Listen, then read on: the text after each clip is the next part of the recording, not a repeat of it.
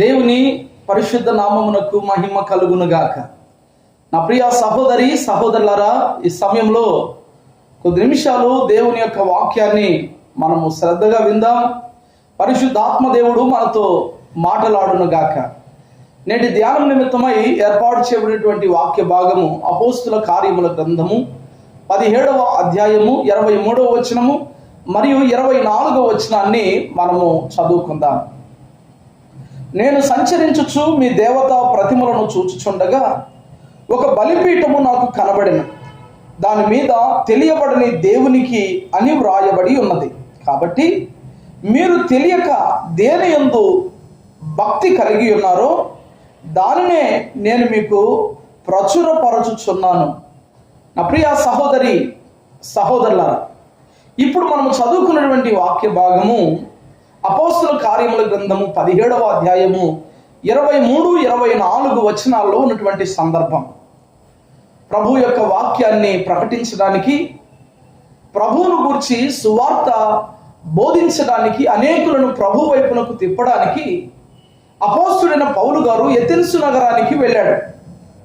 వెళ్ళి అక్కడ సంచారము చేస్తూ అక్కడ ఉన్నటువంటి పరిస్థితులను జాగ్రత్తగా అబ్జర్వ్ చేస్తూ గమనిస్తూ తిరుగుతూ ఉన్నాడు.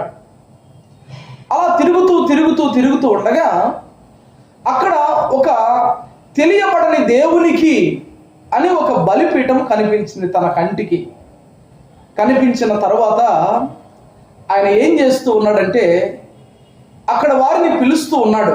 అయ్యలారా, ఇదిగో మీరు దేనినైతే తెలియబడని దేవునికి అని గుడి కట్టుకున్నారో ఆ తెలియబడని దేవుడు ఎవరో నేను మీకు తెలియచేస్తాను, రండి అని ఆహ్వానం పలికాడు. ఆ తెలియబడని దేవుడు ఎవరో, ఆయన ఎలాంటి వాడో, ఆయన గుణలక్షణాలు ఏంటో, ఆయన మానవులకు ఏమై ఉన్నాడో అన్ని విషయాలను చాలా వివరణాత్మకంగా అపోస్తుడైన పౌలు ఎథెన్సు నగరవాసులకు తెలియచేశాడు.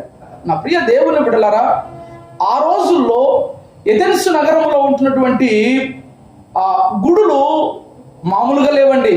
చాలా విస్తారమైనటువంటి గుడులు ఉన్నాయి.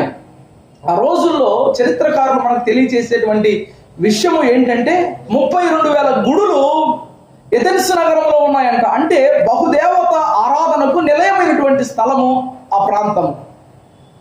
నా ప్రియ దేవుని బిడ్డలారా, ఆ సమయంలో ఎథెన్సు నగరవాసులకు ఇదిగో ఈ తెలియబడని దేవునికి అని వ్రాయబడి ఉన్నటువంటి ఆ యొక్క సమాచారాన్ని చూసినటువంటి పౌలు గారు ఈ తెలియబడని దేవుడు ఎవరో నేను మీకు తెలియచేస్తాను రమ్మని వారికి వివరంగా ప్రభు యొక్క సువార్తను బోధించినట్టుగా మనం చూస్తాం.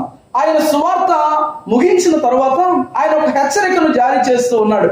ఏంటయ్యా అంటే, అయ్యా, ఆనాటి కాలంలో పూర్వకాలంలో దేవుడు చూచి చూడనట్టుగా ఊరకున్నాడు. ఈ కాలంలో అయితే అది అజ్ఞాన కాలం. అజ్ఞాన కాలంలో దేవుడు చూచి చూడనట్టుగా ఊరకున్నాడు. నేడు మనం జీవిస్తున్నటువంటి కాలము ఆధునిక కాలం.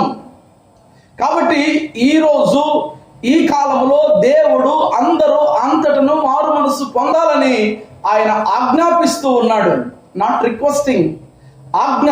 This is the commandment of God. మారు మనస్సు పొందండి, మీ బ్రతుకులను మార్చుకోనండి, దేవుని వైపునకు తిరగండి అని అపోస్తుడైన పౌలు ఆ రోజు ఎథెన్సు నగరవాసులకు సువార్త బోధించాడు. అయితే కొందరు విన్నారు, కొందరు ప్రభువును అంగీకరించారు, మరికొంతమంది వినక పౌలు మాటలను అవహేళన చేశారు. నా ప్రియ దేవుని బిడ్డలారా, ఈరోజు దేవుని మాటలు చాలా మందికి అవహేళనగా ఉంటూ ఉన్నాయి, అపార్థము చేసుకుంటూ ఉన్నారు. అక్కడ ఆ మాటలు తెలియచేసిన తర్వాత రాబోతుంది తీర్పు, దేవుని తీర్పు. తీర్పును తప్పించుకోవాలి అంటే తప్పకుండా మారు మనసు పొందాలని అపోస్తుడైన పౌలు ఆ రోజు వారికి సువార్తను బోధించాడు, ప్రకటించాడు.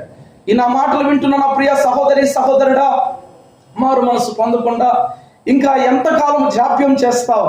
ఇంకా తెలియబడని దేవుని ఆరాధిస్తూ వ్యర్థముగా జీవిస్తూ ఉన్నావు. దయచేసి ఈ రోజైనా మారు మనసు పొందు. రాబోతున్నటువంటి తీర్పు నుండి నీవు తప్పక తప్పించబడతావు. నీవు ఎప్పుడైతే ప్రభువును అంగీకరించి మారు మనసు పొంది బాప్తిజము తీసుకొని సంఘములో చేర్చబడతావో ఆ రోజు నుంచి నువ్వు ఎదిగి ఫలించాలని దేవుడు ఆశిస్తూ ఉన్నాడు.